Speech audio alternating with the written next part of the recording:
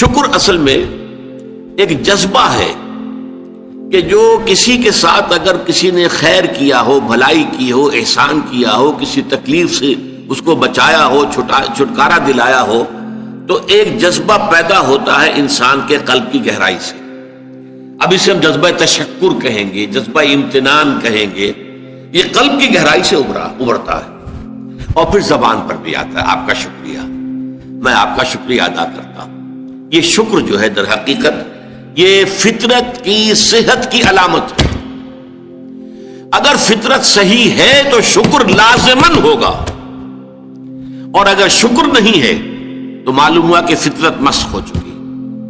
آپ کے ساتھ کسی نے بھلائی کی اور آپ کے اندر یہ جذبہ بھی پیدا نہیں ہوا. یہ تو حیوانات تک کے اندر. آپ کسی پیاسے جانور کے سامنے پانی رکھیے، کوئی بکری ہو، کوئی اور ہو، کوئی گائے ہو، پیاسا ہو، بندھا ہوا ہے، وہ تو ادھر ادھر دوڑ کر اپنی پیاس پوری نہیں کر سکتا. بالٹی میں پانی رکھ دیجیے، وہ پی کر پھر وہ آنکھیں اٹھا کر آپ کو دیکھے گا.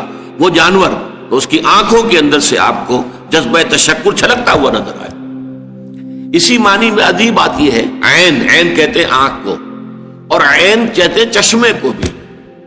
عرب کہتے تھے عین الشکرا، وہ چشمہ جس میں سے پانی خود بخود ابل رہا ہو، نکل رہا ہو نیچے سے، زمین سے ابلتا ہو، عین الشکرا. اور دابۃ شکور کہتے تھے ایسے حیوان کو.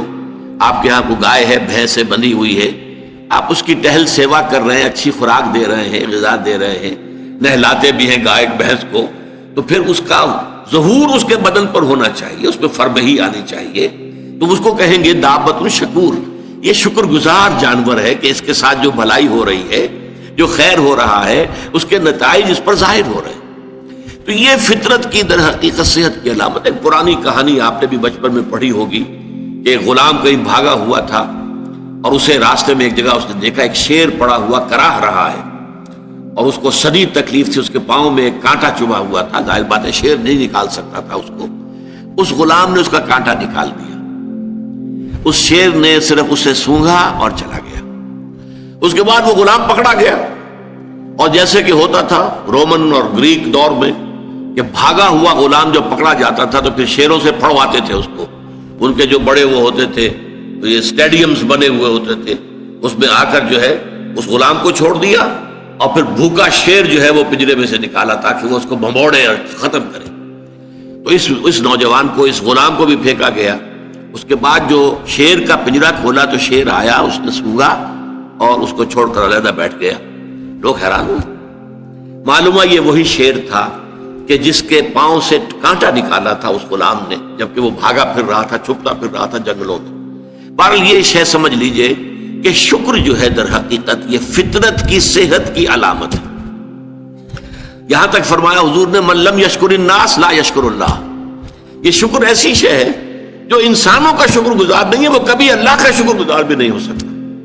فطرت مسخ ہو چکی ہے. کسی نے آپ کے ساتھ بھلائی کی اور آپ کے اندر سے وہ جذبہ تشکر ابھرا ہی نہیں، معلوم ہے فطرت کے سوتے خشک ہو چکے ہیں. وہ کنواں جس کے اندر لانے والے پانی کے سوتے خشک ہو چکے ہیں، پانی کہاں رہے گا اس میں؟ تو خالی کنواں ہے. تمہاری بھی فطرت جو ہے خالی ہو چکی ہے، اور تمہارے اندر وہ جو جذبہ تشکر موجود نہیں ہے، تو گویا کہ فطرت کے سوتے خشک ہو چکے. اب اصل بات کیا ہے؟ اس فطرت کے بعد اصل منعم کو پہچاننا. اب دیکھیے اس کو بھی ذرا غور سے سنیے میری بات کو. بچپن میں ہر بچہ یہ سمجھتا ہے کہ میرے حفاظت کرنے والے، میری ضروریات پوری کرنے والے، میری تکلیف پر تڑپ اٹھنے والے میرے والدین ہیں. اس سے آگے کا اسے بھی پتہ نہیں ہے، احساس نہیں ہے. لہذا جذبہ شکر جو ہے وہ والدین کی ذات کے ساتھ مرتکز ہو جاتا ہے. اس سے ذرا آگے بڑھا، معلوم نہیں میرا کنبہ ہے، میرے چچا ہیں، میرے ماموں ہیں، میرے فلاں ہیں، میرے کنبے قبیلے کے لوگ ہیں، میری قوم ہے، میرا وطن ہے. یہ سب در حقیقت میرے محافظ بھی ہیں، میرے مددگار بھی ہیں، اور میری ضرورتیں پوری کرتے ہیں.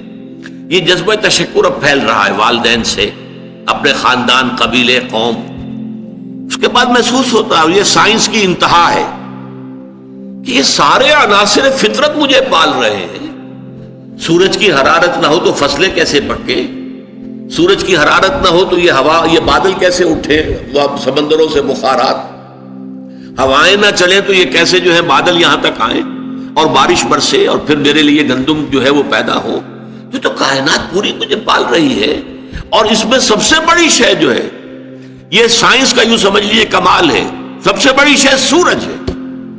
اس لیے کہ یہ بھی کہنا ہے کہ زمین سورج ہی سے ٹوٹا ہوا ایک ٹکڑا ہے، اسی سے سپلنٹر ایک علیحدہ ہوا اور اس کے گرد گھومنا شروع کر دیا. واللہ عالم، یہ علیحدہ بحث ہے، یہ کاسمولوجی کی بحث ہے.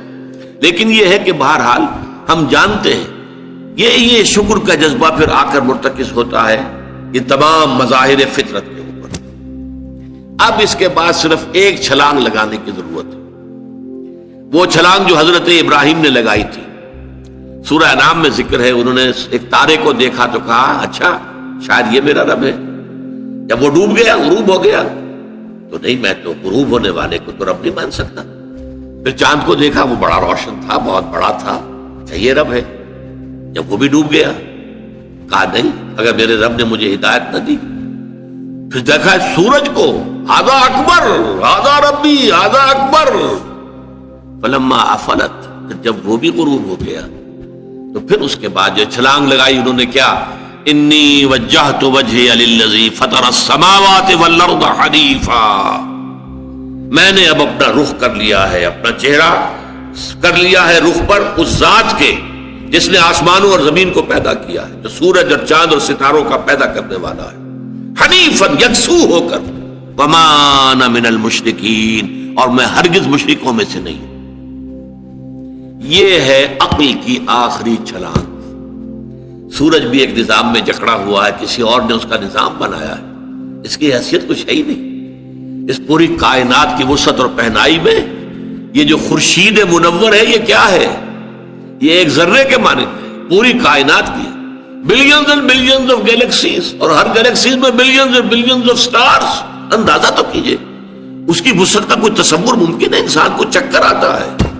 یہ تمام جو ہے اعداد و شمار جو یہ آتے ہیں ہمارے سامنے ایسٹرونومی میں، چکر آتا ہے. سورج کی کیا حیثیت ہے؟ ہاں ایک ہستی ہے کہ جس نے ان سب کو جکڑا ہوا ہے، جس کے نظام میں ہے، جس کے قانون کے اندر یہ جکڑے ہوئے ہیں. بحسبان، یہ ایک حساب کے ساتھ چل رہے ہیں اور حساب کسی نے معین کیا ہوا. یہ ہے در حقیقت عقل کا کام. یعنی فطرت کی سلامتی، جذبہ تشکر. شکر کس کا؟ سب سے بڑی بات اللہ کا شکر. ایک بات اور نوٹ کر لیجئے، یہی جذبہ تشکر ہے جو پھر عبادت کی شکل اختیار کرتا ہے. دیکھیے شکر، آپ کے ساتھ کسی نے بھلائی کی، آپ کی فطرت کا تقاضا نمبر ایک یہ کہ اس کا شکریہ ادا کریں. نمبر دو یہ کہ آپ بھی کوشش کریں کہ کوئی میں بھی اس کی خدمت کروں، کو میں اس کو بدلہ دوں. هل جزاء الاحسان الا الاحسان، بھلائی کا بدلہ سوائے بھلائی کے اور کیا ہو سکتا ہے؟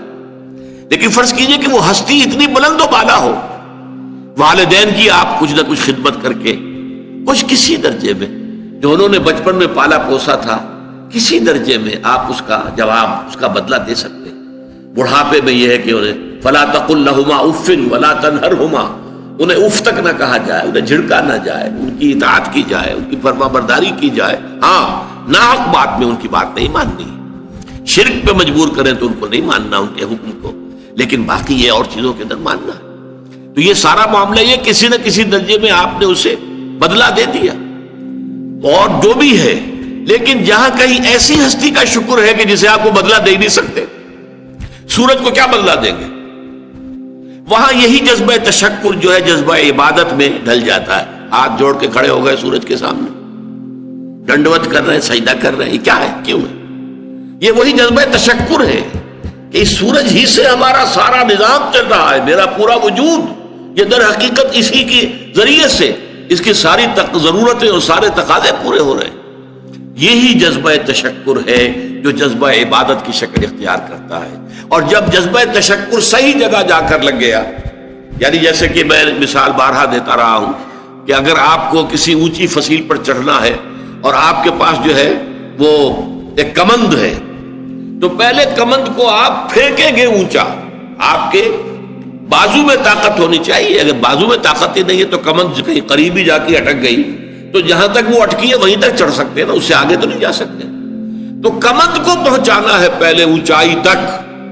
اب دیکھیے اس کو اقبال نے کہا ہے یزداں بکمند آور، اے ہمت مردانہ، تمہاری کمند یزداں کے ساتھ جا کر جڑے، اللہ کو پہچانو۔ تمہاری عقل کا جو ہے در حقیقت امتحان یہ ہے کہ اصل منعم حقیقی، اصل محسن حقیقی، اس کے انعامات، اس کے احسانات، اس نے تمہیں پیدا کیا، تمہاری ضرورت کی چیزیں پیدا کی۔ ان تعدوا نعمت اللہ لا تحصوها، اگر تم اللہ کی نعمتوں کو گننا چاہو کبھی احسان نہیں کر سکتے، کبھی ان کی گنتی نہیں کر سکتے۔ اس کے لیے تمہارا جذبہ شکر جو ہے وہ ڈھل جانا چاہیے جذبہ عبادت میں۔ اور یہاں اس رکوع کے اعتبار سے اس کے جو سب سے بڑا مظہر ہے وہ اب آ رہا ہے، وَإِذْ وَلَقَدْ آتَيْنَا لُقْمَانَ الْحِكْمَةَ أَنِ اشْكُرْ لِلَّهِ، أَنِ اشْكُرْ لِلَّهِ، گویا کہ حکمت کا تقاضا یہ کہ شکر کا جذبہ اللہ تعالیٰ کی ذات کے ساتھ وابستہ ہو جائے۔ وَمَن يَشْكُرْ فَإِنَّمَا يَشْكُرُ لِنَفْسِهِ، اور جو کوئی شکر کرتا ہے وہ اپنے بھلے کو کرتا ہے۔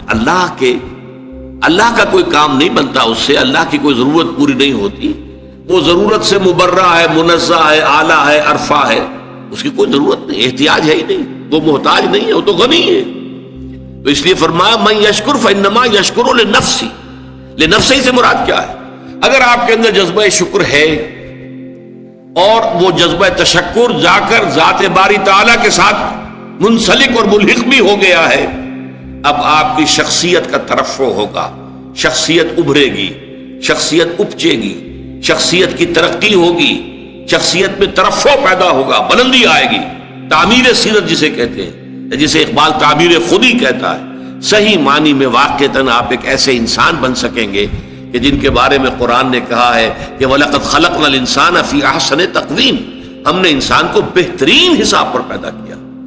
وہ انسان بننے کے لیے ضروری ہے کہ آپ کی فطرت سلیم ہو اور عقل سلیم، فطرت سلیمہ جذبہ تشکر موجود ہو، عقل سلیم اصل محسن کو پہچان لے، اصل منعم کو پہچان لے، اور یہ منسلک ہو جائے پھر جذبہ تشکر ذات باری تعالیٰ کے ساتھ، تو اس کا بھلا تمہیں کو پہنچے گا، تمہاری شخصیت کی تعمیر ہوگی، تمہاری خودی جو ہے وہ پختہ ہوگی، مضبوط ہوگی، تمہاری اپنی سیرت و کردار جو ہے اس کی نشو و نما ہوگی۔